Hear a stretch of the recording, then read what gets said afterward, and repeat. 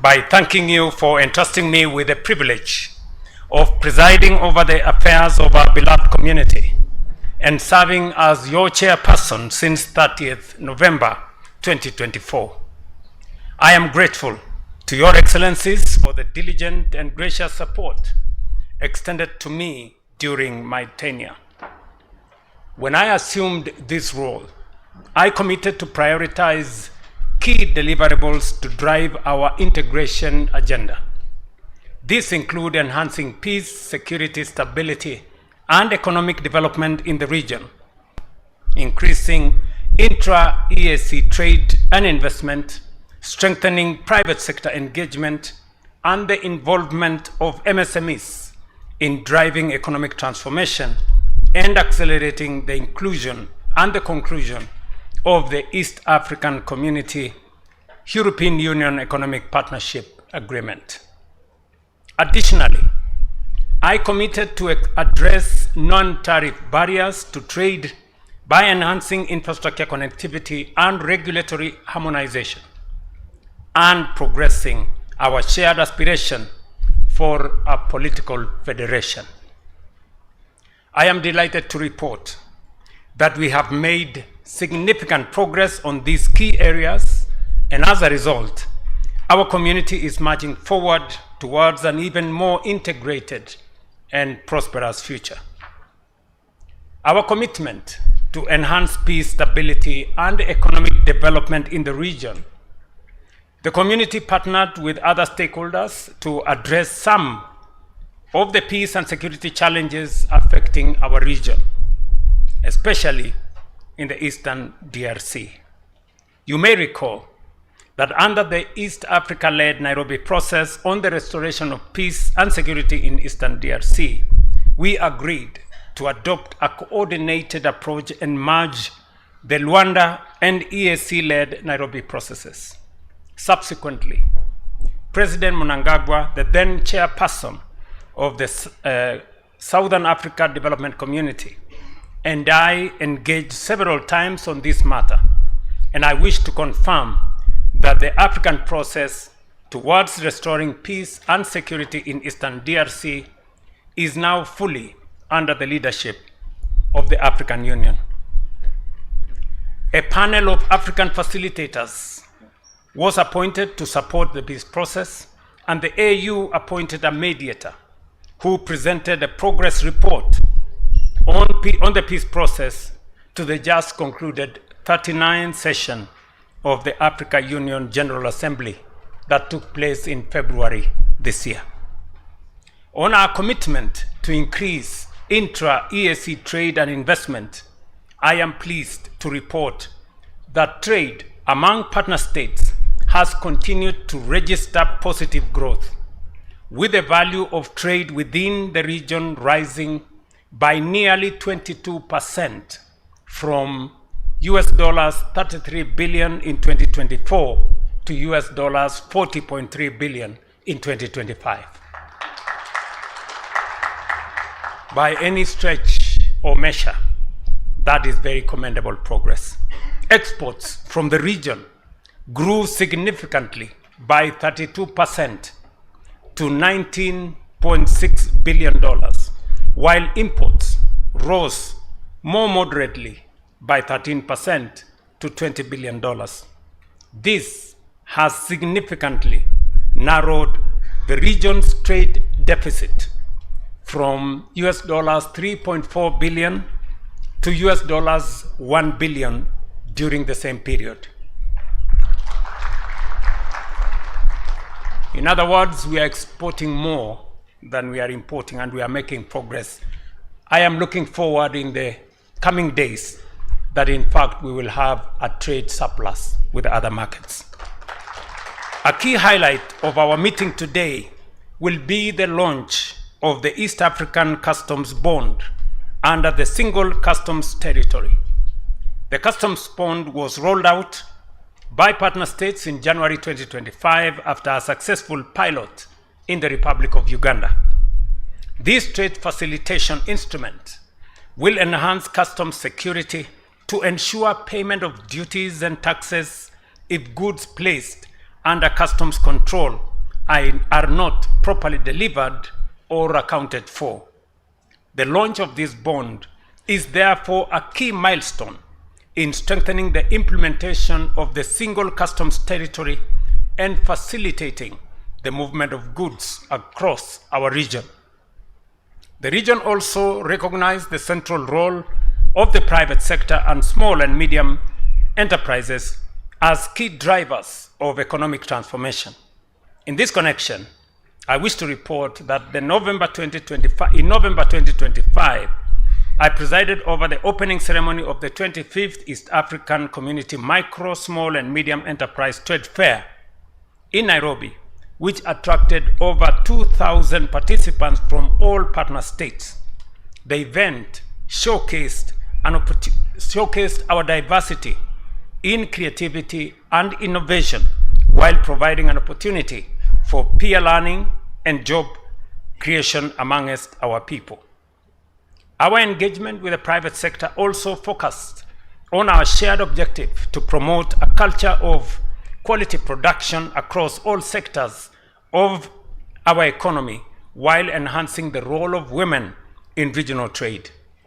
In 2025, I awarded 14 firms from partner states dealing in agro-processing, logistical services, and steel products with the East African Regional Quality Award and recognized 16 EAC Women Champions in Trade. Your Excellencies, our region remains a key part of the global trading system, and accessing international markets is key to the economic transformation of our community. Our efforts to conclude the Economic Partnership Agreement with the European Union and other trade agreements are therefore essential to ensure fair access to markets for our products. Since our last meeting, the Secretariat of EAC conducted a study among partner states between July and October last year to facilitate an in-depth analysis of the implication of the Economic Partnership Agreement with the European Union. I am happy to report that one of the key recommendations from the study is that there is strong consensus among all partner states to complete the EAC-EU Economic Partnership Agreement. The conclusion of this process will be a key milestone for export performance and supply capacity for our bloc. Ladies and gentlemen, a key obstacle to trade in our region is the ever-evolving non-tariff barriers that continue to hinder effective trade between and among partner states. Eliminating NTBs, enhancing infrastructure connectivity, and regulatory harmonization remain a key priority among my stewardship of the community.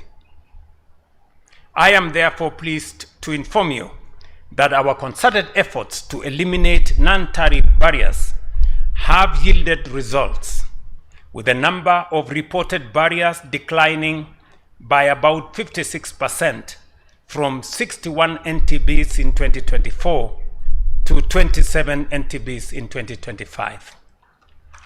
I am sure that my successor is going to drive this effort into the future to ensure that we eliminate roadblocks and barriers to trade between our partner states. Further, it is encouraging to note that the community continues to harmonize regulatory frameworks to facilitate implementation of commitments under the Customs Union and the Common Market to support and enhance trade among partner states. As a result, partner states have developed procedures in sanitary and phytosanitary measures, compilation and dissemination of statistics, and common procedures for notification among partner states on national regulatory measures introduced by partner states. I am confident that once these procedures are adopted by the Council, they will further facilitate the fulfillment of our commitments. Significant implementation milestones have been achieved on key arteries, including feasibility study for the Nairobi-Nakuru-Mau Summit Highway in Kenya, the Kampala-Jinja and Jinja-Malaba-Busia-Kisumu Road corridors in Uganda, and the Morogoro-Chalinze section in Tanzania. A market-sounding conference for the Jinja-Malaba-Busia-Kisumu section was held in November 2025. The construction of the Mombasa-Tanga-Bagamoyo Coastal Road has progressed to 62% completion, with 460 kilometers of the 720 stretch already operational, opening new economic corridors and reducing transit time for cargo by 40%. In a similar trajectory, the rail transportation sector has witnessed remarkable transformation. The Kenya-Uganda Standard Gauge Railway Agreement, signed in March 2025, commits both nations to completing the Nairobi-Kampala link by 2028, cutting travel time from 14 hours to 4 hours and freight costs by 35%. In fact, on 20th this month, we will be launching the actual construction of the road of the rail in Kisumu with President Museveni here. The Tanzania SGR services, which started on 14th June 2024, move an average of 10,000 passengers a day from Dar es Salaam to Dodoma, while freight services from Pugu Station to Ihumwas ICF started on 27 June last year, a great stride in our community. On inland lake transportation, the Lake Victoria Transport Corridor has been revitalized through the commissioning of 6 locally constructed cargo vessels in the past 3 years, with a combined capacity of 3,500 tons, increasing cargo movement across the lake to 890,000 tons annually. Your Excellencies, on the services sector, regional tourism has experienced growth through our unified approach. The EAC participation in the Berlin International Tourism Bus in March 2025 as a single destination showcased our collective tourism potential to 10,000 international exhibitors and 160,000 visitors. In terms of people-to-people and intergovernmental cooperation, 3 partner states, Kenya, Uganda, and Tanzania, successfully hosted the African Nations Championships, CHAN, registering very remarkable progress. I am confident that we have set the tone, and with the investments we are making in sporting infrastructure, we are moving beyond our traditional athletics to competitive and commercialized sports and sporting value chains that will create jobs for our people. Our commitment to value chains in sports remains steadfast as we prepare again to jointly host the Africa Cup of Nations tournament next year. Your Excellencies, the community continues to make progress in advancing regional digital integration as a critical pillar of our economic transformation and the realization of the EAC single digital market. In September 2025, the EAC adopted the United Nations Global Digital Compact, which promotes an open, safe, and secure digital future for all of us. In July 2025, the EAC joined the Artificial Intelligence for Good Impact initiative, which seeks to drive meaningful change using AI technologies and telecommunications, advance global AI capacity, and provide a platform to democratize AI education and foster global capacity building. These steps are building blocks for a trusted, interoperable, and inclusive digital economy that supports trade, financial integration, innovation, and service delivery across our borders. Excellencies, looking ahead, there is need to explore new frontiers of cooperation that address the growing needs of our people. The community has the opportunity to leverage emerging technologies to drive economic transformation for our youthful population. A deliberate and strategic focus on development of integrated digital infrastructure, harmonization of ICT policies, and promotion of digital literacy across the region can leapfrog the development of our region by connecting business and governments while creating immense opportunities for our people. Consolidating value addition in textile also presents immediate opportunities. The EAC must harmonize textile standards, provide resources for ginning and spinning factories, and jointly market EAC textile to global buyers. The European, Asian, and African markets offer combined opportunities worth US $6.8 billion annually if we position ourselves strategically. Ladies and gentlemen, the achievements we have recorded over the past year demonstrate that the EAC is capable of delivering transformative change when we work together with unity of purpose and clarity of vision. While we celebrate these achievements, we must acknowledge persistent challenges that require our collective resolve and action.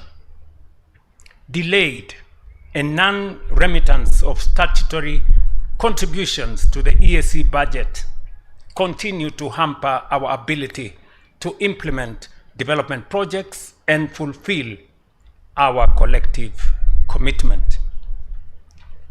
This challenge heavily undermines our financial sustainability, viability, and capability as a regional organization capable of delivering on our promises to our citizens. It is therefore our noble duty to honor our respective financial obligations to the community promptly, to build a resilient, credible, and fully equipped community capable of delivering on our aspirations. Let me report that this morning we made in this summit some very consequential decisions. This morning we took the decision that going forward to make contributions to this community fair and equitable. The countries that have bigger economies and benefit more from the community should pay more. And therefore, we have agreed to change the contribution formula from a contribution that every country contributes equally. We have improved what was suggested by our Council of Ministers. They had recommended 65% equally and 35% through assessed contribution. And we have made the decision that the contributions will be 50% equally and 50% by assessed contribution. That way, countries that have bigger economies and benefit more from the community will pay more. And those that have smaller economies and does not benefit as much will pay equitably. So we have also taken the decision this morning that to alleviate the burden on countries that have arrears, we have also agreed that the community will waive 50% of the arrears, and the 50% remaining should be paid within 2 years. We have also agreed on some consequential decisions on how to run the affairs of our community, because the statute that established the community was formatted when we had only 3 countries, and there was no need for a quorum. It is increasingly becoming difficult to get consensus of all countries now that we are 8 and counting. We have therefore taken the decision that decisions of the community will be made by consensus or by 65% of members. That will make our community much more effective and efficient. We have also taken the decision this morning that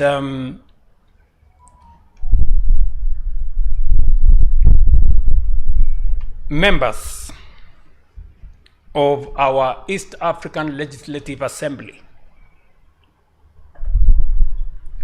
representing different countries, who today spend almost 30% of the budget of EAC, from the next parliament, after next year, after the new parliament, the new EAC, East African Legislative Assembly Parliament, the salaries of members of parliament will be paid by their respective parliaments.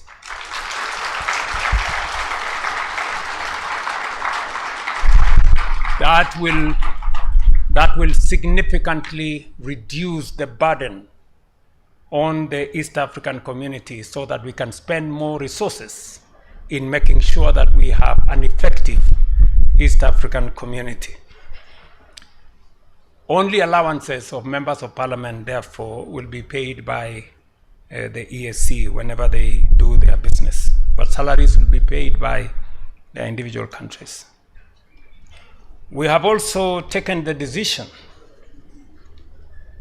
because I said that we have taken some very consequential decisions today, that the 5 senior positions in EAC, Secretary General, Speaker, President of the Court, and the 2 Deputy Secretary Generals, countries nominating individuals to these positions must have ratified the treaty, must have done all the requirements of the treaty,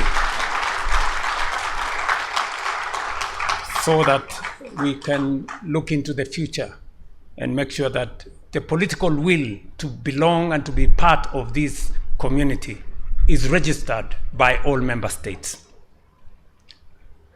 And finally, we have also taken the decision that the salaries of our employees as the East African community have not been reviewed for the last, we are told, since 2006. And therefore, we have taken the decision that there will be a review of salaries beginning January next year.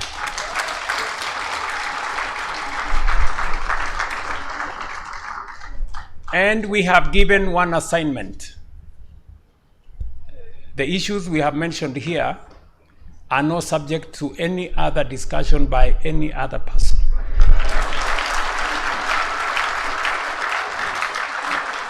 They are the decision. They are the decisions of the summit. There is a tendency for bureaucracy to go and massage some of the decisions we have made. And we have said the new formula should apply from, the new formula for contribution should apply from July this year. So,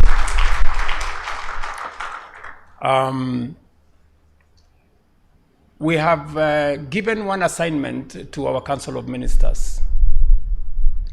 Now that the contribution structure has been made fairer and easier for countries to attain their obligations.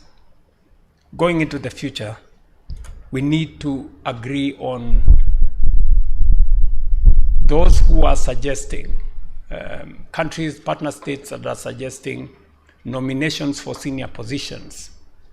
They must be up to date with all their obligations for them to be able to make those suggestions. Ladies and gentlemen, I have really enjoyed working with many actors, especially my colleagues, heads of state, on these very serious matters.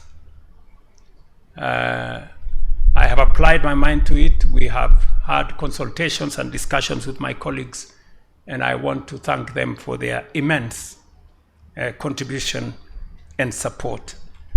As I hand over the chairmanship of the EAC Summit, I take this opportunity to register my sincere appreciation to all members of the Summit of the EAC Heads of State for the goodwill and cooperation extended to me and to the Republic of Kenya since 30th November 2024, when I assumed the position as chair of the EAC.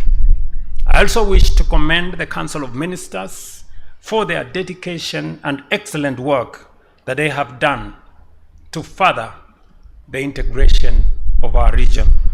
I also express my appreciation to the staff of the community for the role they continue to play in steering the EAC to greater heights. In particular, I congratulate the Secretary General, Veronica Nduva, for successfully steering and realigning the community over the 20 months that she has been in charge. In the same vein, I wish to congratulate the newly appointed Secretary General, who will be named shortly, as you take up the mantle. We are counting on you to build on the efforts of your predecessors and take the community to the next level. Finally, I wish the incoming chair great success as they steer the community towards the realization of our common vision of a prosperous East African region. I thank you.